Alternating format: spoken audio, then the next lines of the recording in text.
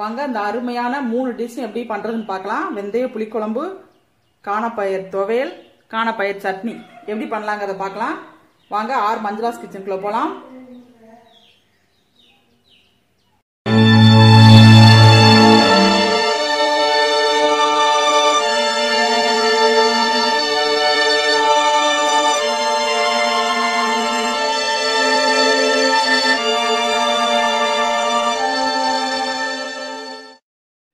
Hi viewers, R Manjula's கிச்சனுக்கு உங்களை வரவேற்கிறேன். இன்னைக்கு நம்ம என்ன பார்க்க போறோம்னா காணப்பயிர் சட்னி எப்படி பண்றதுன்னு பார்க்க போறோம். பாருங்க, காணப்பயிர் எடுத்து இப்போ ஒரு 50 கிராம் இருக்கும் காணப்பயிர். இதை நல்லா முதல்ல வறுத்து எடுத்துக்கிடுவோம். வறுத்து எடுத்துக்கிட்டு இதுல வத்தல், மிளகாய் வத்தல் இருக்கு பார்த்தீங்களா, காஞ்ச மிளகாய், அந்த வத்தல் காரத்துக்கு தக்கன போட்டுக்கலாம். கொஞ்சோண்டு புளி வச்சுக்கலாம். தேங்காய் துருவல் அதையும் சேர்த்து போட்டு வறுத்து நம்ம சட்னி பண்ணிக்கலாம். இந்த சட்னியை நம்ம துவையலா எடுத்து வச்சுக்கிட்டோம்னா வெந்தய குழம்புக்கு இது ரொம்ப டேஸ்டா இருக்குங்க. இது பாதி நான் என்ன செய்ய போறேன்னா சட்னியா செஞ்சிட போறேன். காலையில தோசைக்கு மிச்சம் பாதியை எடுத்து வச்சுட்டு மத்தியானம் லஞ்சுக்காக வெந்தய குழம்பு வைக்க போறேன். அந்த வெந்தய குழம்புக்கு துவையலா எடுத்துக்கலாம். ஓகேயா?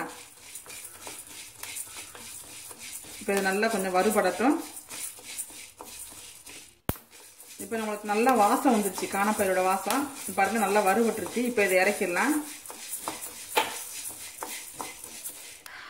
பாருங்க, இப்போ ஒரு அரை ஸ்பூன் எண்ணெய் விட்டுருக்கேன். எண்ணெய் விட்டு வரமிளகாய் காரத்துக்கு, ஒரே ஒரு சின்ன வெங்காயம்,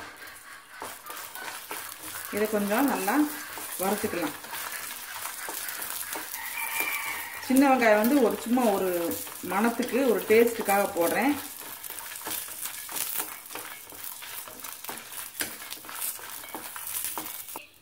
பாருங்க, இப்போ வத்தலும் வெங்காயமும் கொஞ்சம் வதங்கிடுச்சு. இப்போ இதில் தேங்காய் துருவல், நமக்கு எவ்வளோ தேங்காய் வேணுமோ அந்த அளவுக்கு தேங்காய் துருவல்.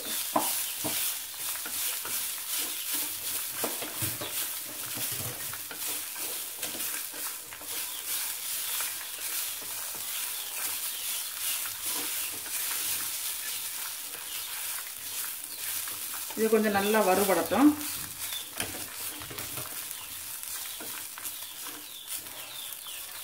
இப்போ பாருங்க, நல்லா வறுபட்டுருச்சு. இதில் இந்த அளவுக்கு புளி, இந்த தேங்காய் வந்து கீழே ஒட்டாமல் இந்த மாதிரி இப்படி புழு புழுன்னு வந்துருச்சுன்னா அந்த ஈரப்பதம் இல்லைன்னு அர்த்தம். அந்த ஈரப்பதம் இல்லாமல் இருந்தால் தான் நம்ம துவையல் வந்து மத்தியானத்துக்கு வச்சுக்கிட்டாலும் கெட்டு போகாமல் இருக்குங்க. இல்லாட்டி ஒரு மாதிரி ஊசின வாடை அடிச்சிடும். அதனால நல்லா கொஞ்சம் வறுத்துக்கோங்க. ஓகே, வறுத்துட்டு இதுலேயே நம்ம கல் உப்பையும் போட்டு நம்ம இதை நல்லா சட்னி மாதிரி அரைச்சிக்கலாம். இப்போ அரைச்சிட்டு நம்ம இப்போ வெந்தய குழம்பு சிம்பிளா ஈஸியா சீக்கிரமா வைக்கிற மாதிரி வெந்தய குழம்பு எப்படி வைக்கிறதுன்னு பார்க்கலாம். இப்போ பாருங்க, வெந்தய குழம்புக்கு நான் ஒரு சட்டியில் நல்லெண்ணெய் ஊற்றிருக்கேன்.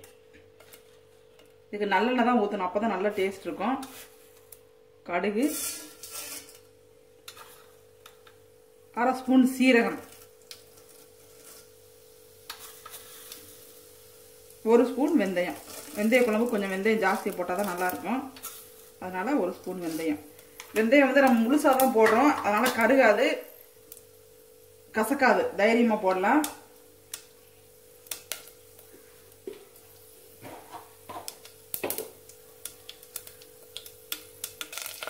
பாருங்க, கருவேப்பிலை நல்லா வதங்கணும். கருவேப்பிலை போட்டுருவோம். போட்டு வெங்காயம்,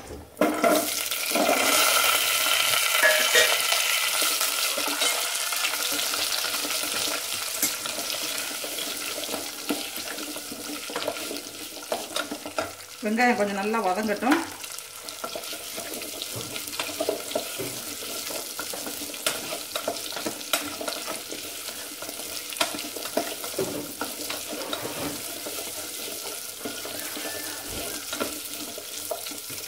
வெங்காயம் வதங்கட்டும். அதுக்குள்ள நம்ம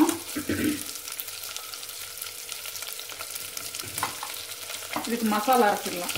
இதுக்கு ரொம்ப மசாலா ஒன்றும் இல்லை, குழம்பு மசாலா பொடி பார்த்தீங்களா, அதை போட்டுட்டு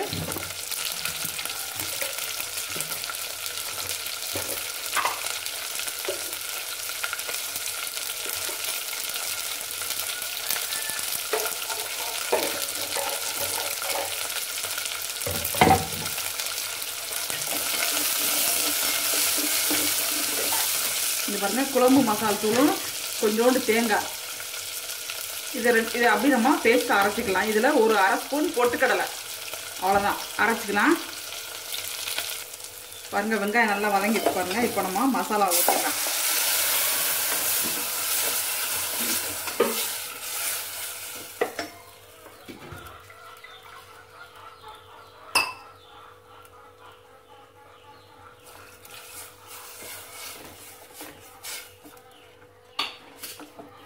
நல்லா மசாலா ஊற்றிட்டு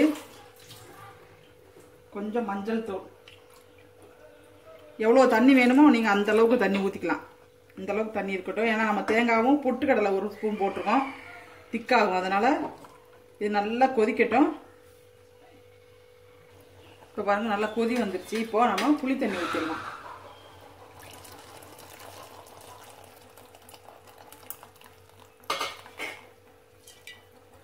இன்னும் கொஞ்சம் தண்ணி ஊற்றிக்கலாம்.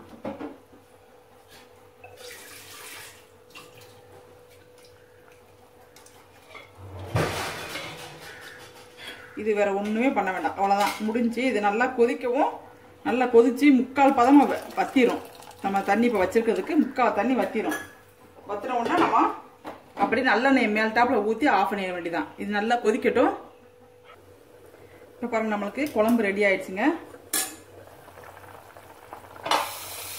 சூப்பரா ரெடி ஆயிடுச்சு பாருங்க. இப்போ இந்த அளவுக்கு நமக்கு வத்தினா போதும். நம்மளுக்கு இந்த அளவு இது வரைக்கும் இருந்தது அங்க அந்த அளவுக்கு ஆயிருக்கு பாத்தீங்களா. இப்போ இது மேல கொஞ்சம் நல்லெண்ணெய்,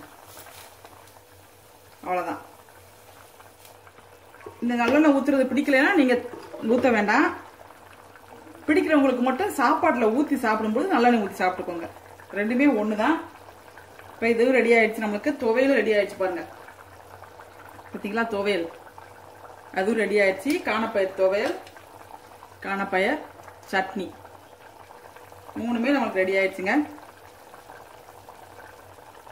இப்போ அதை நம்ம ஆஃப் பண்ணிடலாம். இந்த அளவுக்கு கொதிச்சா போதும், ஆஃப் பண்ணிடுவோம்.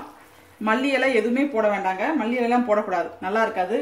இது சிம்பிளா ஈஸியா புளியை கரைச்ச உடனே அப்படியும் வெந்தயத்தை தாளிச்சு விட்டு ஊத்திட்டோம்னா அவ்வளோ டேஸ்டா இருக்கும். வெங்காயம் வந்து ஒரு வெங்காயம் வெந்திருக்கணும், ஒரு வெங்காயம் அப்படியே முழுசாவே இருக்கணும். அந்த மாதிரி இருந்துச்சுன்னா தான் இந்த குழம்பு நம்மளுக்கு டேஸ்டா இருக்கும்.